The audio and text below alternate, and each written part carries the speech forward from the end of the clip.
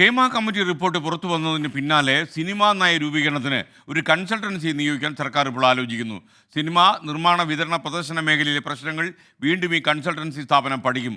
1 കോടി രൂപ ഇതിനായി മാറ്റിവെച്ചു സാംസ്കാരിക വകുപ്പ് എന്നും കൂടി വിവരങ്ങൾ ലഭിക്കുന്നു. സലീം മാലിക് തിരുവനന്തപുരത്ത് നിന്ന് വിവരങ്ങളുമായി ചേർന്നു. Saleem, good morning. സലീം, യഥാർത്ഥത്തിൽ ഈ ജസ്റ്റിസ് ഹേമ കമ്മിറ്റി റിപ്പോർട്ട് ഒരു 4-4.5 വർഷം പൂഴ്ത്തിവെച്ചു എന്നുള്ള ആരോപണം ഇപ്പോൾ സർക്കാരിൻ്റെ മേളിൽ ഓൾറെഡി ഉണ്ട്.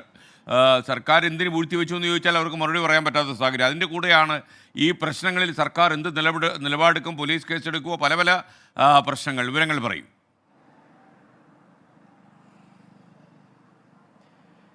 Good morning. ഒരു പ്രധാനപ്പെട്ട കാര്യം, ഈ ഹേമ കമ്മിറ്റി റിപ്പോർട്ട് അത് തയ്യാറാക്കാൻ വേണ്ടി തന്നെ 1 കോടിയിലധികം രൂപയാണ് സർക്കാർ ചിലവഴിച്ചത്. അതിനുശേഷം ഗുരുതരമായ കണ്ടെത്തലുകൾ, ആ മേഖലയിൽ നടക്കുന്ന പ്രശ്നങ്ങളൊക്കെ വിശദമായി പഠിച്ചു തന്നെ ഒരു റിപ്പോർട്ട് സമർപ്പിക്കുകയും ചെയ്തു. ആ റിപ്പോർട്ട് പഠിക്കാനും അത് സമർപ്പിക്കാനുമായി ഈ ഹേമ കമ്മിറ്റി രൂപീകരിച്ച് 2.5 വർഷം എടുത്തു. അതിനുശേഷം 2017 പകുതിയോടുകൂടി രൂപീകരിച്ച ഹേമ കമ്മിറ്റി ആ റിപ്പോർട്ട് 2019 ഡിസംബർ 31 സമർപ്പിക്കുന്നത്. അത്രയും കാലയളവെടുത്ത് അത്രയും തുക ചെലവഴിച്ചാണ് ഹേമ കമ്മിറ്റി ഈ വിഷയങ്ങൾ പഠിച്ചത്. അതിനുശേഷം വീണ്ടും സർക്കാർ അത് ഈ 4.5 വർഷം പൂഴ്ത്തിവെച്ചു. അത് സർക്കാരിന്റെ മേശപ്പുറത്ത് തന്നെ ഇരുന്നു എന്നുള്ളൊരു ഗുരുതരമായ പ്രശ്നം സർക്കാരിന്റെ മുകളിലുണ്ട്. അതിനിടയിലാണ് വീണ്ടും ഈ വിഷയത്തിൽ പഠനം നടത്താനായി പണം അനുവദിക്കുന്നത്. അത് എന്തെങ്കിലും ഇടപെടൽ നടത്തുകയോ അതല്ലെങ്കിൽ ഈ പ്രശ്നപരിഹാരത്തിനായുള്ള ശ്രമമോ അല്ല ഈ ഘട്ടത്തിലും നടത്തുന്നത്.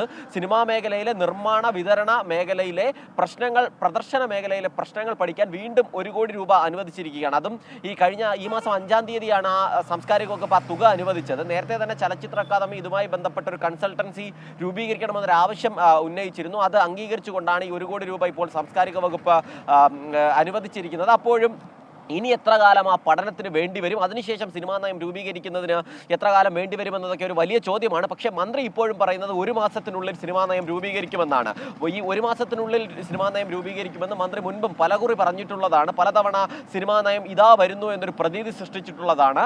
അന്നൊന്നും സിനിമാ നയം പൂർണ്ണമാർത്ഥത്തിൽ ഉണ്ടായിരുന്നില്ല. അതിന് പിന്നാലെയാണ് ഇപ്പോൾ ആ നിലയിൽ സിനിമാ നയം അടുത്ത മാസം വരുമെന്നൊക്കെ അറിയുന്നത്. അതെന്തായാലും സർക്കാരിനെ സംബന്ധിച്ചിടത്തോളം വളരെ വേഗത്തിൽ തന്നെ സിനിമാ നയം രൂപീകരിക്കണമെന്നുള്ള സമ്മർദ്ദം ഇനി എന്തായാലും ഏറും. കാരണം ഇത്രയും കാലം സർക്കാരിന്റെ മേശപ്പുറത്തിരുന്നത് പോലെയല്ല, അത്രയും ഗുരുതരമായ ഗൗരവ സ്വഭാവത്തിലുള്ള കണ്ടെത്തലുകൾ പുറത്തു വരികയും അത് പൊതുസമൂഹം തന്നെ കാണുകയും ചെയ്തിരുന്ന ഒരു വലിയ സാഹചര്യമുണ്ട്. അതുകൊണ്ട് സർക്കാർ സിനിമാ നയത്തിലേക്ക് തന്നെ കടക്കുമെന്ന് പ്രതീക്ഷിക്കാം. മാത്രമല്ല, ട്രൈബ്യൂണൽ രൂപീകരണം ഉൾപ്പെടെയുള്ള കാര്യങ്ങളിലും സർക്കാരിന്റെ ആലോചനയിലുണ്ട്. കാരണം ഈ ഒരു റിട്ടയർ ചെയ്ത വനിതാ ജഡ്ജി തന്നെ മേൽനോട്ടിന്റെ അധ്യക്ഷതയിൽ തന്നെ ഒരു ട്രൈബ്യൂണൽ രൂപീകരിക്കണമെന്ന ആവശ്യം ഈ ഹേമ കമ്മിറ്റിയുടെ തന്നെ റിപ്പോർട്ടിലുണ്ട്. അതുകൊണ്ട് തന്നെ ആ ട്രൈബ്യൂണൽ രൂപീകരണത്തിലൂടെ കടക്കേണ്ടതായി ഉണ്ട്. മാത്രമല്ല, ICCകളിൽ ഫലപ്രദമായി ഇടപെടാൻ, അതിലൊരു സർക്കാർ പ്രതിനിധിയെ കൂടി നിയോഗിക്കാനുള്ള ഇടപെടൽ സർക്കാരിന്റെ ഭാഗത്തു നിന്ന് തന്നെ തുടങ്ങിയിട്ടുണ്ട്. അങ്ങനെ വിവിധ വിഷയങ്ങളിൽ സിനിമാ മേഖലയിലെ പ്രശ്നങ്ങൾ അവസാനിപ്പിക്കാൻ സർക്കാരിന്റെ ഒരു ഇടപെടൽ അല്ലെങ്കിൽ ഒരു മേൽനോട്ടം വരുന്നു എന്നുള്ളത് തന്നെയാണ് പ്രധാനപ്പെട്ട കാര്യം. അതൊരു ആശ്വാസകരമായ കാര്യവുമാണ്. അപ്പോഴും അത് വല്ലാതെ വൈകി എന്ന് പറയാതിരിക്കാനും കഴിയില്ല. SKN.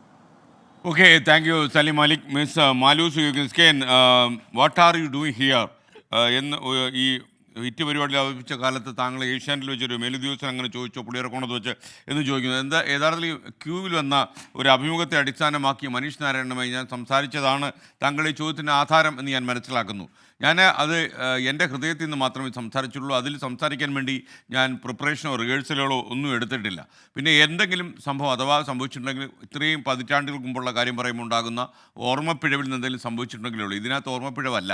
ഇത് സംസ്ഥാന തലത്തിലുള്ള ആരുമല്ല. ദേശീയ തലത്തിൽ ഈ പുളിയറക്കോണത്തെത്തിയ ഒരു മേലുദ്യോഗസ്ഥനാണ് എന്നോട് ആ ചോദ്യം ചോദിച്ചത്. കാരണം ഇത്രയും കൊല്ലത്തിനിടയിൽ ഒരുപക്ഷെ ഈ ഐഡിയ സ്റ്റാർ സിംഗർ പോലുള്ള പ്രോഗ്രാം നട്ടപ്പാതിരേക്ക് 30 പോയിൻ്റൊക്കെ റേറ്റിങ്ങിൽ എത്തിയിട്ടുള്ള സമയത്ത് ഞാൻ കരുതി എന്നെ ഇന്ത്യയിലെ ഈ നെറ്റ്വർക്കുള്ള എല്ലാ തലപ്പത്തുള്ള ആളുകളും അറിയുമെന്നായിരുന്നു. ആ ധാരണ മാറിക്കിട്ടി.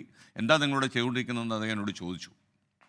അപ്പോൾ ആ ഒരു കാര്യത്തെക്കുറിച്ചാണ് ഞാൻ സൂചിപ്പിച്ചത്. കാരണം നമ്മൾ വിചാരിക്കും നമ്മളെ എല്ലാവരും പരിഗണിക്കുന്നുണ്ട്, ചിലപ്പോൾ അങ്ങനെ ഉണ്ടാകണമെന്നില്ല. പക്ഷെ എനിക്കതിലൊന്നും അസ്വസ്ഥയില്ല. കിട്ടിയതെല്ലാം നല്ലതിന്, കിട്ടാതെ പോയത് നമുക്ക് അർഹതപ്പെട്ടതല്ല എന്ന വിശ്വാസത്തിലാണ് ഞാൻ മുന്നോട്ട് പോകുന്നത്.